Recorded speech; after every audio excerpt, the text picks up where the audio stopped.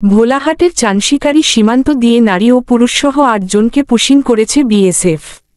চাঁপাই নবাবগঞ্জের ভোলাহাট থেকে এমএসআই শরীফের পাঠানো তথ্য ও ভিডিওচিত্রে দেখুন বিস্তারিত। চাঁপাই নবাবগঞ্জের ভোলাহাট উপজেলার সদর ইউনিয়নের চানশিকারি সীমান্ত দিয়ে ৮ জন নারী ও পুরুষকে বাংলাদেশে পুশিং করেছে ভারতীয় সীমান্ত রক্ষী বাহিনী বিএসএফ।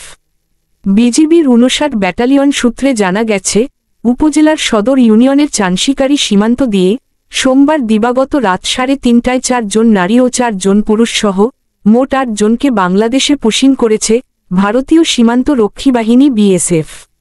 পরবর্তীতে চানশিকারি বিওপির একটি টহলদল তাদেরকে আন্তর্জাতিক সীমারেখার ০ লাইনে আটক করতে সক্ষম হয়।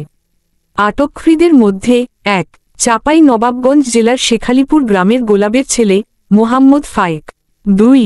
খুলনা জেলার দিঘলিয়া উপজেলার ডোমরা গ্রামের আব্দুর রহমান সর্দারের ছেলে মোহাম্মদ আজিম সর্দার। ৩. ঠাকুরগাঁও জেলার পীরগঞ্জ উপজেলার বেধি গ্রামের শফির উদ্দিনের ছেলে মোহাম্মদ রুস্তম আলী। ৪. রাজশাহীর চারঘাট উপজেলার চকমুক্তাপুর গ্রামের তোফাজ্জেল হোসেনের ছেলে মোহাম্মদ মোফাজ্জেল হোসেন। ৫. রাজশাহীর তানোর উপজেলার হরিদেবপুর গ্রামের গোবরধন দাসের স্ত্রী দুঃখী দাস। ৬.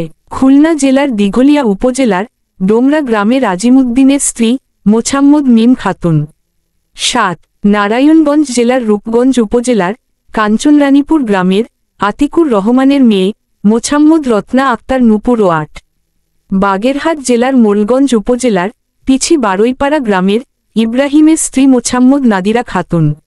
বিজিবির উপপরিচালক বেলাল আহমেদ আরও জানান, আটককৃত ব্যক্তিদেরকে প্রাথমিক জিজ্ঞাসাবাদে জানা যায়, তারা ২০১৭ সাল থেকে ২০২৪ সালের বিভিন্ন সময়ে কাজের সন্ধানে অবৈধভাবে ভারতে অনুপ্রবেশ করেছিল।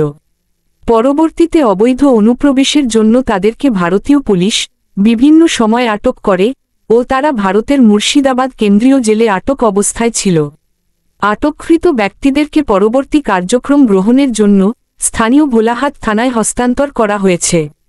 এ ঘটনায় ভোলাহাট থানার officer incharge OC Mohammad Shahidul Islam বলেন, বিজিবির আটককৃত ৪ জন মহিলা ও ৪ জন পুরুষ আমার কাছে হস্তান্তর করেছেন।